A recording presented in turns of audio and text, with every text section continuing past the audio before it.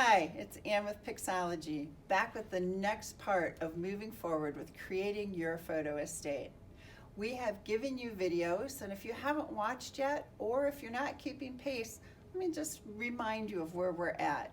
We have shown you how to bring it all together, to separate into categories, how to organize, how to curate, and get your photos ready to be scanned, and the tools you'll need. And now we've got those scanned photos and we're ready to find a home for them where they can be celebrated and shared, and a permanent place for your photo estate to live, not just right now, but for the next 100 years.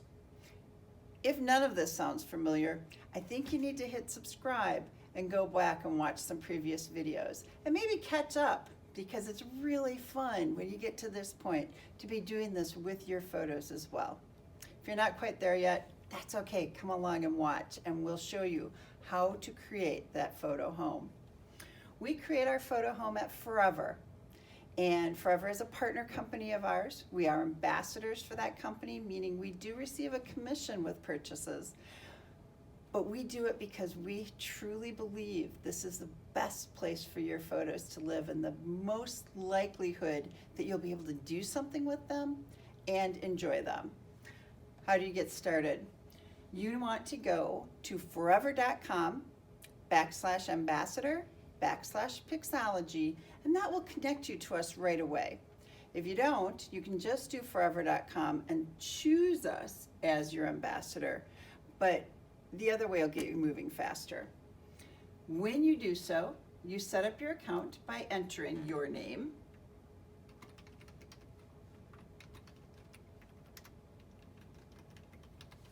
and your email address. And each account is owned by one email address. So think about where you want that to be. Maybe you use multiple emails. And make sure you type it correctly. Choose your password, and that password is really completely individual. But once you choose it, make sure you check it and it actually says what you want it to, because sometimes, like this time, you might have a typing error. And then you have fun. All right, so my password is now chosen. I am not a robot. Oh goodness. And I need to prove I am not a robot. I think I'm good.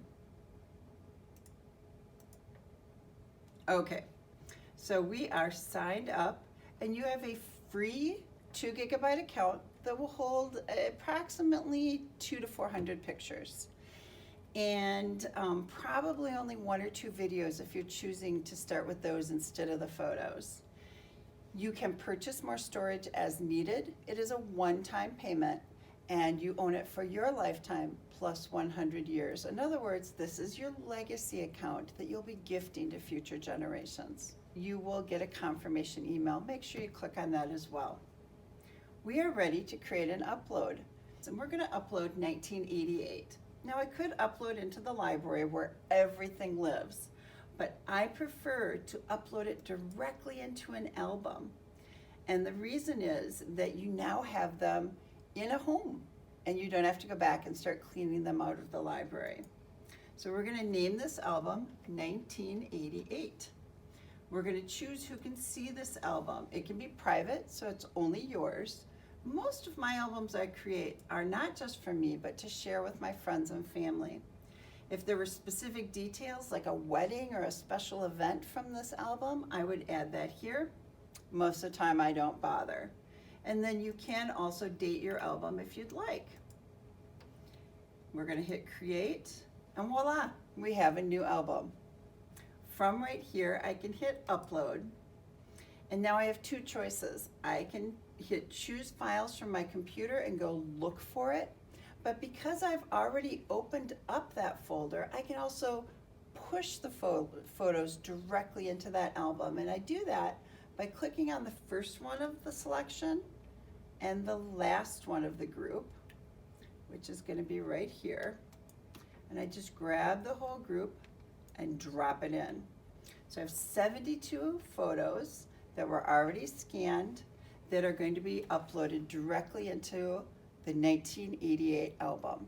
Now they will live in the library, which we saw at the beginning, because everything lives in the library. It's kind of the master filing cabinet of all of your pictures. But what we want is to have them go directly into the album that I can then do things with, like create a photo book, choose pictures that I'm going to maybe make into some wall art, and be able to start doing the tagging and putting the information that goes with them. Photos upload in groups of 5. Those 5 may be right in order. They may be chosen from around there based on the sizes of the JPEGs. The speed of upload will depend entirely on your internet connection. If you have a slow connection, you're going to want to choose smaller groups of maybe 100 or less at a time. If you have a high-speed connection, feel free to select 300 or 400 at once and drag and drop all at the same time. Once the selection is done uploading, you'll see upload completed. You can go down here and say I'm done uploading. And then the next thing that I usually do right away is go to the order by stage. And I want to select putting them in order. Now, because they're scanned, remember we named them and numbered them. So I want them in order of their names. So now we have 1, 2, 3, 4, 5, 6, 7 all in order. Once you've scanned them, you have an unlimited number of things you can do with them. One of which is you may suddenly realize, boy, I scanned these both, but they're still really similar. So you can delete right from your account here. I kind of like the bigger look here, so I'm gonna delete this picture. And I go right here. And the great thing is, when I delete it, in case I change my mind later, items stay in my delete bin for 60 days. If after 60 days I haven't changed my mind, it will be permanently deleted. Here's also where I start doing so many other parts to making my photos accessible, like adding tags, adding locations, adding descriptions, and those are all things that we can talk about in future videos. But for right now, take some time, start creating an album and adding your photos album by album into your new permanent forever home. Let me show you what an account looks like once it's been filled with memories and different types of media and memorabilia.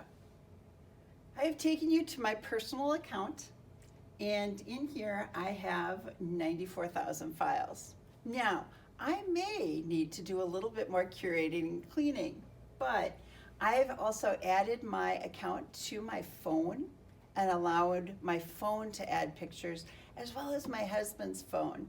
So when you take multiple shots of one thing, those are the ones I need to clean out. But I have organized my pictures by decade, and then underneath those decades, I have some nested albums into the years, as you have seen in our previous videos. And in here, you're also going to see different specialty types. And I've even scanned scrapbook pages, and those are in here as well. I might want to go looking for something specific, so I could go and look at all of my videos.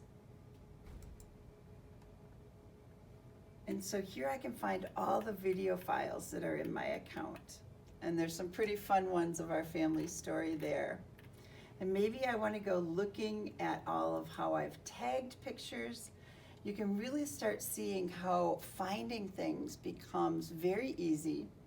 And in other videos on Pixology's YouTube channel, you'll even see how we create different print projects so that you can celebrate, share, and enjoy your photo estate. Thanks for watching, and we look forward to sharing more ideas on enjoying and creating your photo estate. Don't forget to subscribe so that you can stay up on what's next.